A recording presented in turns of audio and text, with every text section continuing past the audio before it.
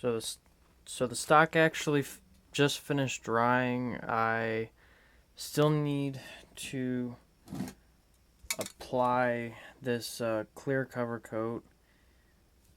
I'm about to do that now. That'd be the next step. Keep in mind, this is my Mosin Nagant 9130 sporterization. I mean, I didn't plan on doing the stock or the rifle itself at all. I was actually planning on restoring it, but about an inch from the bore, it was completely just flat barrel, and I couldn't do it. So I went ahead and cut it down, kind of got it to the way I like it. It's all good because I still have one other Mosin. It's an M44 that's still all original, and I'm gonna keep it that way. I'd rather have a 9130, but an M44 seems to be doing the trick for me. But anyways, back to this one. Finally finished. It's getting that really glossy style stain on it. I went ahead and used a Rust-Oleum wood stain, and the color is ebony. It Let's see if I can get it to focus. Well, whatever. But the color was ebony. I think I paid like $3 or $4 at Walmart for it. Not really anything. And then the little brush, I don't know what happened to that, but I only paid like 40 something cents for that too. So, but yeah, I took sandpaper. I forgot what grit. I don't have it around here. I actually used up the entire freaking pack just to make it perfectly bone dry all the way around the stock. And what I did is after that, I took my air compressor over there. Well, sorry, here, and just completely sprayed it down so it was all dry. And then after that, I went ahead and stained it. And now, after waiting, I want to say 2 days, I can actually start to apply this. And probably I'll let it sit for a day, and then after that, probably do another coat, wait for a day, and maybe another coat if I think it needs it. But if not, then oh well. But this is supposed to be good for wood, metal, plastic, and other type of stuff. But it says fast drying, non-met or non-yellowing. I mean, I've used it before on other stocks. Used it on this one whenever I did the original with the red oak, but I didn't like it as much. This just looks badass because I chrome lined the barrel. So I think I'm gonna keep it like that, make it into a precision rifle. I've already got that 11-degree target crown on there, so I'm gonna keep it like that. As far as sights go, I'm supposed to be getting a PU mount here in a couple weeks, if not a couple months, all due to money.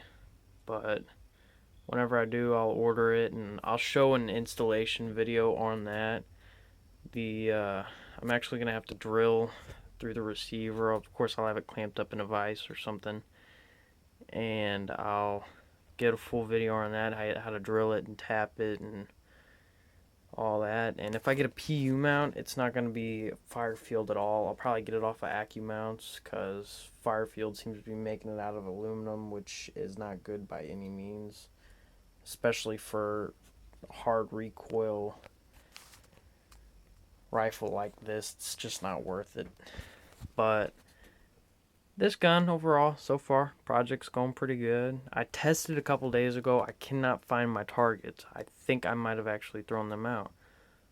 But I'm not going to be done. Well, I'll probably, whenever I get the PU mount and I get my scope mounted, I'm going to take it out and see what groups I got. Last time I got a little bit under an inch, which is perfect.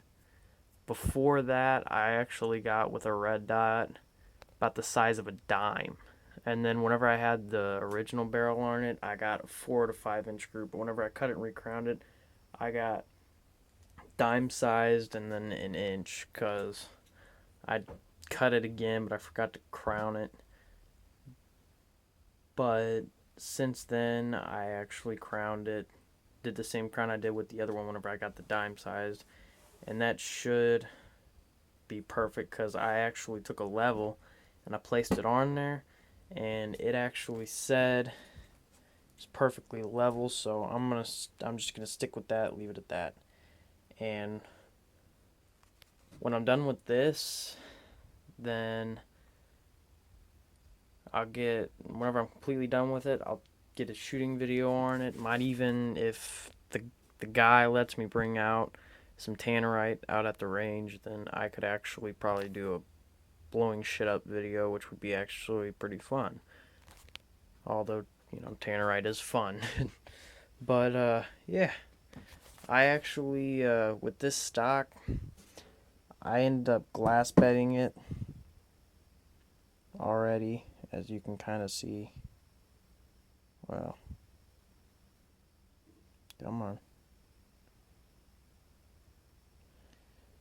Bitch won't focus. But yeah, I glass bedded it. It wasn't the best job I've done, but it's pretty. It's good for first time type of ordeal. And come on, okay. And I'll just go ahead and stick with that.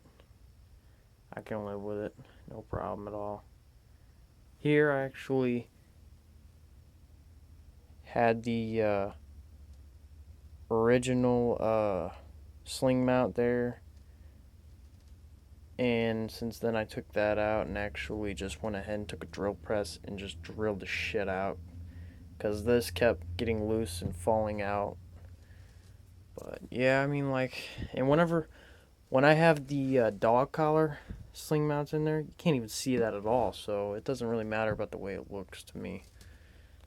I mean, I still fit my rifle in. It didn't go through 100%. It just I just shot it right through, but it's not interfering with any of the barreled action or anything by any means. Kind of just goes through where the cleaning rod used to sit, all the way through that groove. But yeah. Anyways, thanks for watching. If you like this video, click the like button and subscribe, please. And thank you. Come again.